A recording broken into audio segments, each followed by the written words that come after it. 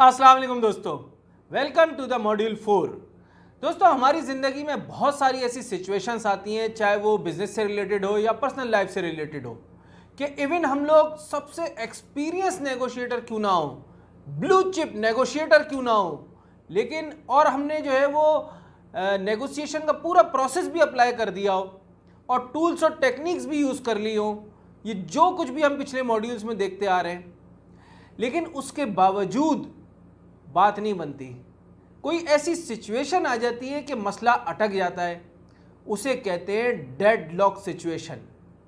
तो उन deadlock situation से निकलने के लिए कुछ ख़ास स्पेशल टैक्टिक्स होती हैं जो कि इस्तेमाल की जाती हैं, उनको कहते हैं ब्रेकर्स, यानी कि ब्रेकर्स ऑफ डेडलॉक। तो अब इस मॉड्यूल में हम लोग ख़ास वो 10 ब्रेकर्स मैं आपके साथ शेयर करूँगा जिनको आप यूज़ करके कोई ऐसी सिचुएशंस जहाँ पर डेडलॉक लग जाए उनसे बाहर निकला जा सकता होगा।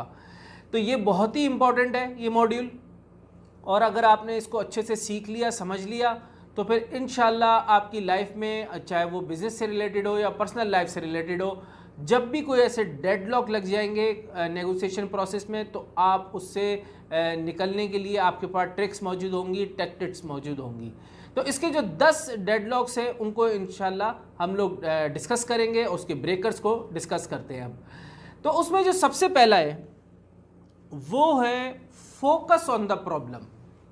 देखिए, इसमें होता क्या है, होता ये है कि हमारे पास बहुत सारे सॉल्यूशंस तो होते हैं, लेकिन उन सॉल्यूशंस के ऊपर जो है ना वो आर्ग्यूमेंट हो रहा होता है।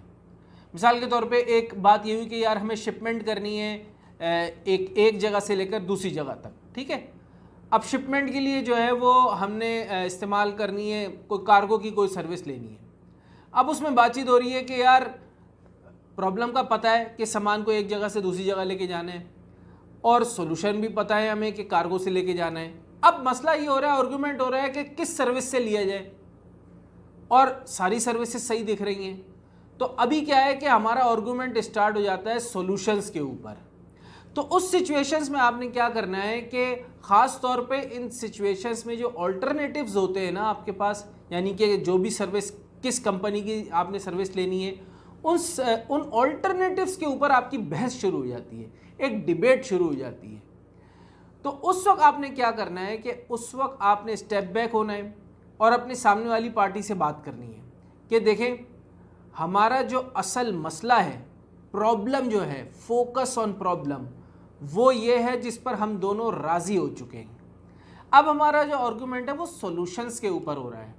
तो बेहतर ये है कि हम लोग पहले अपनी प्रॉब्लम के ऊपर फोकस करें, उसको दोबारा रिव्यू करें। तो उससे क्या होगा कि फिर हम लोग एक नए पेज पर आ जाएंगे उसके सॉल्यूशन पर अमल करने के लिए, क्योंकि हमारा असल मकसद उस प्रॉब्लम को सॉल्व करना है। तो ये वो डेडलॉक है जब लोग सॉल्यूशंस के ऊपर बहस करना शुरू कर देते हैं, आर्गूमेंट शुरू हो जाता है और एक डेडलॉक लग जाता है। तो उस सिचुएशन में आपने दोबारा अपनी पार्टी के साथ मिलकर प्रॉब्लम के ऊपर फोकस करनी, you have to focus on the problem, क्योंकि वही असल मकसद है ना उसको कि वो सॉल्व हो जाए। इसमें जो दूसरा डेडलॉक हो जाता है वो होता है प्रॉब्लम टू चॉइस सिचुएशन। अच्छा, इसको समझें क्या है। आपने कभी ज़िंदगी में इस तरह के सवाल तो हल किए होंगे ना, जिसमें लिखा आता है चूज़ द बेस्ट आंसर। इससे समझेंगे आप। देखिए, होता क्या है कि आपके पास जो प्रॉब्लम होती है उसके आपके पास बहुत सारे सॉल्यूशंस होते हैं, लेकिन मसला ये होता है कि आपको ये नहीं समझ में आ रहा होता कि हमने कौन से सॉल्यूशन को पिक करना है इसमें, और वहाँ पर आके डेडलॉक लग जाता है आपकी पार्टी के साथ। तो उसमें मिसाल के तौर पे आपके पास 5 सॉल्यूशन है और आपके दोनों में जो है इस बात पे आर्गूमेंट हो रहा है कि यार ये पांचों एक्सेप्टेबल नहीं है हमारे लिए। मिसाल के तौर पे प्रॉब्लम थी, उसके 5 सॉल्यूशन है, अब पांचों एक्सेप्टेबल नहीं है आपके लिए, और उसके लिए कह रहे नहीं यार, मतलब सॉल्यूशन तो है लेकिन यार हम इसको एक्सेप्ट नहीं कर सकते। और ख़ास तौर पे पता है कब होता है, जब जो प्रॉब्लम होती है ना वो उस पूरी नेगोशिएशन की सेंट्रल इशू हो जाए, यानी कि सेंट्रल इशू ही वो प्रॉब्लम है नेगोशिएशन के लिए। तो और उसको सॉल्व तो करना है अब, तो उसके सॉल्यूशन मौजूद है और एक्सेप्टेबल नहीं है। देखिए अब ये जो स्टम्बलिंग ब्लॉक है, इसको कहते हैं स्टम्बलिंग ब्लॉक, इस स्टम्बलिंग ब्लॉक को आपको कन्वर्ट करना है चॉइसेस में। चॉइसेस का मतलब ये है कि अब आपने एक लिस्ट बनानी है, जो जो सॉल्यूशन आपके पास मौजूद हैं जिस पर आर्गुमेंट हो रहा है उसकी एक लिस्ट बनाइए, और लिस्ट बनाने के बाद आपने अपनी पार्टी से ये डिस्कस करना है कि भाई ये प्रॉब्लम है जिसे सॉल्व करना है और यही सॉल्यूशंस हैं। अब वो बात आ गई चूज़ द बेस्ट आंसर। उसमें से अब आप लोगों ने ये सिलेक्ट करना है कि हाँ यार ठीक है, पाँचों में मसला है ना, लेकिन जो भी बेस्ट है इसमें से अब हम उसके ऊपर जो है आगे बढ़ सकते हैं। तो ये वो डेडलॉक है, जब लग जाता है तो उसका हल ये होता है कि आपने चूज़ द बेस्ट आंसर करना होता है उसमें। इसमें जो तीसरा डेडलॉक है वो है चॉइस टू प्रॉब्लम सिचुएशन। अब देखेंगे ये थोड़ा सा चेंज है। अब इसमें क्या होता है कि आपके पास सॉल्यूशंस तो अवेलेबल होते हैं, लेकिन उसमें मसला ये हो जाता है, जैसे मैंने आपको बताया कि चॉइस टू प्रॉब्लम सिचुएशन, उन सॉल्यूशंस को अप्लाई करना आपके लिए पॉसिबल नहीं हो रहा होता। कैसे? मिसाल के तौर पे जो सॉल्यूशंस आपके पास मौजूद हैं, देखिए दुनिया में कोई भी चीज़ हो उसके अंदर अच्छाई भी होती है, बुराई भी होती है। इसी तरह जो सॉल्यूशंस आपके पास मौजूद होंगे उसमें गुड फीचर्स भी होंगे और बैड फीचर्स भी होंगे। अब मसला ये हो रहा होगा कि यार हमने इसको हल कैसे करना है, तो इसके लिए मैं बिल्कुल वो पहले वाली को रिकमेंड करूँगा, क्योंकि यहाँ पे आप क्या कर रहे हैं कि आप जो आपके पास चॉइसेस मौजूद है ना, उसको आप प्रॉब्लम की तरफ लेके जा रहे हैं। यानी कि प्रॉब्लम की तरफ मतलब ये है कि मेरे पास ये 5 चॉइसेस हैं और ये मैं इस पर कन्फ्यूज़ हो रहा हूँ ना, तो अब आप दोबारा उसको प्रॉब्लम की तरफ लेके जाएंगे कि यार हमारी प्रॉब्लम थी क्या। आपको स्टेप बैक करना है और उस वाकई उस प्रॉब्लम के ऊपर जाने के बाद जब आप दोबारा उन सॉल्यूशंस को देखेंगे तो फिर आपको समझ में आएगा कि यार इसमें से कौन सा एक्सेप्ट किया जा सकता है। तो ये सारे जो ना थोड़े थोड़े आपको मिलते जुलते लगेंगे, लेकिन ये सब अलग अलग सिचुएशंस हैं। अब इसमें जो चौथा है वो है limit the scope of the problem. इसका मतलब ये होता है कि देखें ये वो सिचुएशन है, मिसाल के तौर पे ऑफिस में डिस्कशन हो रहा है कि यार कोई काम है, जैसे पेमेंट्स करनी है किसी को। अब वो पेमेंट्स जो है ना, उसकी प्रॉब्लम ये है कि उसमें बहुत देर लगती है और 10-10 दिन 20-20 दिन में पेमेंट होती है।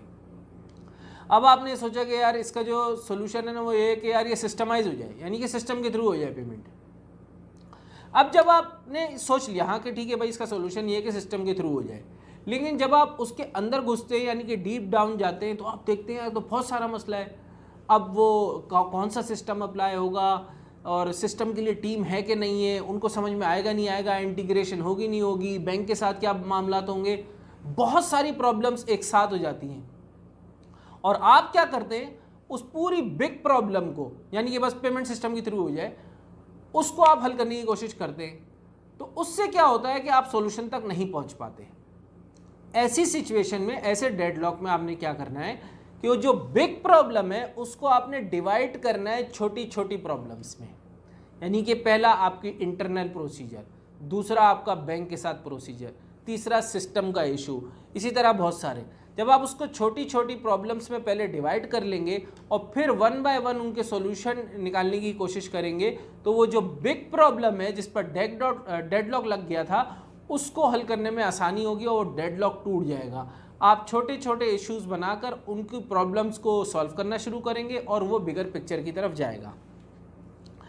तो ये 4 मैंने आपको बताया। अब इसका जो 5वां है वो है, जैसे मैंने यहाँ पे क्या किया था कि लिमिट किया था ना प्रॉब्लम के स्कोप को, अब प्रॉब्लम के स्कोप को इंक्रीज करना है।